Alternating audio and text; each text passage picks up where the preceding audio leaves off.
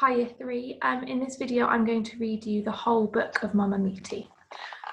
So here it is. I'm sure you have, well I know you have read some of it with Miss Huxley already and with me. But if you need to revisit the book at any point over the next few weeks, then you can come back and watch this video. Also, apologies for my pronunciation of some of the trees. They're African. I'll give it my best shot, but I'm sure I'm not pronouncing them as they should be. So here's the first bit, which I know you've already read. On the highlands of Africa, near forests and plains and a huge salt lick, Wangari was born. The face of Mount Kenya smiled down on her. People told stories of how in the old days, sometimes the sun shone too bright, too long, and droughts came. Creatures suffered, plants wilted, people fought. So the men held ceremonies under the magumo, the spreading sacred fig tree. And the skies blessed them with the shimmering rains to slake their thirst and water their farms.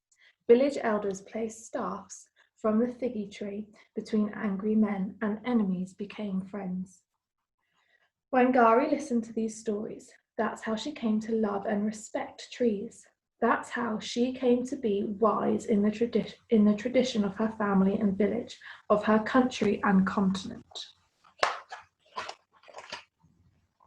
When Wangari grew up, she worked in the city, but she always remembered her roots.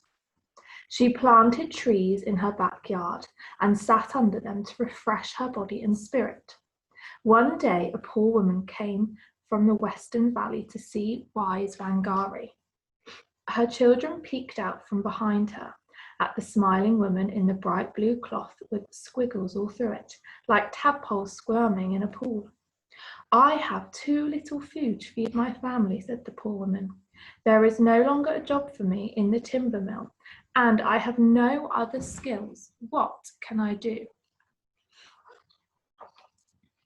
Wangari took the woman's hands and turned them over. She took the children's hands one by one. These are strong hands. Here are seedlings of the Maburi Muri tree. Plant them, plant as many as you can. Eat the berries. The woman and her children returned home and planted the trees with their strong hands, one by one. In the years to come, when flowering season was over, the family ate the shiny round fruits. They shared with their neighbours who carried home the seeds, planted them, and grew their own Maburi Muri trees.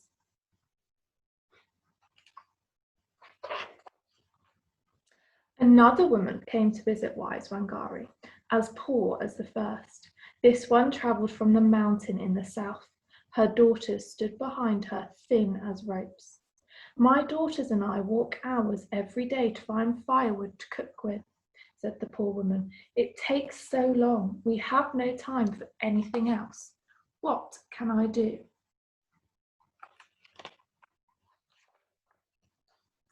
Wangari took the woman by the arms. These arms are strong, she said. Plant a tree. Here are the seedlings of the Mukunduri. This tree makes good firewood. Plant as many as you can. Thaya Nyunga, peace, my people. That's repeated throughout the book. Have a look at this beautiful illustration.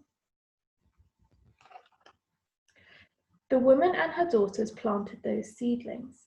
In time, the trees grew large with many wide branches. The woman and her daughters cut branches for warmth. They shared new seedlings with their neighbours who carried them home and grew their own Mukunduri trees.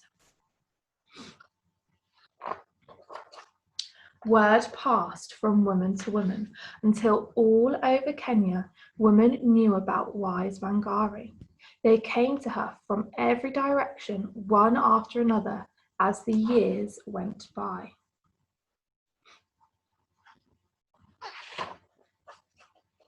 Our goats are starving, said a woman from near the northern desert. I have barely enough food to feed my family. How can my husband feed the animals too? Plant a tree. Mahogany. Sorry. The leaves are good animal fodder. Plant as many as you can. Thaya Nyumba, peace my people. My cows are sick, said another from the savannah. I have no money to buy medicine from them. Plant a tree. Muthawaka wa'atai. The leaves will cure gall sickness in cattle. Thaya Nyumba.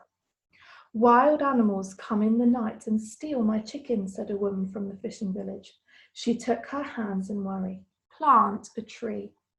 Makawa. The thorns will keep out predators. Thaya Nyumba, peace my people. My home fell apart, came a cry from another woman who had come all the way from the coast. We have no shelter. Plant a tree. A mulahawaka. The timber makes good building poles. Thaya Nyumba.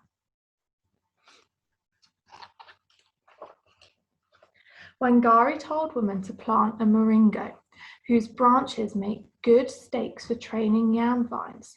She told them to plant a Miti as a living fence around their animal yards.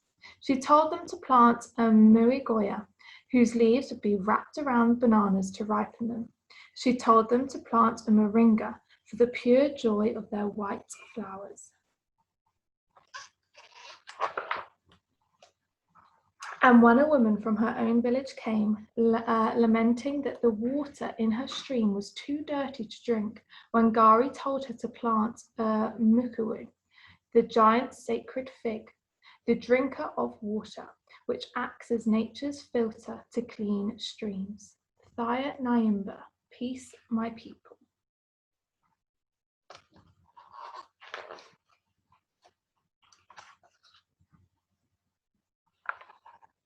Soon, cool, clear waters teemed with black wriggling tadpoles like the ones on Wangari's clothes, like the ones Wangari marvelled at in the waters when she was small. When Kenya was covered with trees and animals, when people lived in peace with nature. All over the countryside, the trees that had disappeared came back.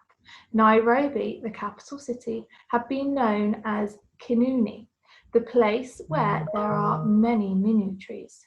Now it was Kanuni again. Kenya was strong once more, strong and peaceful. And this is an incredible illustration here. All of the people that I assume planted a tree from Wangari. Wangari changed a country, tree by tree.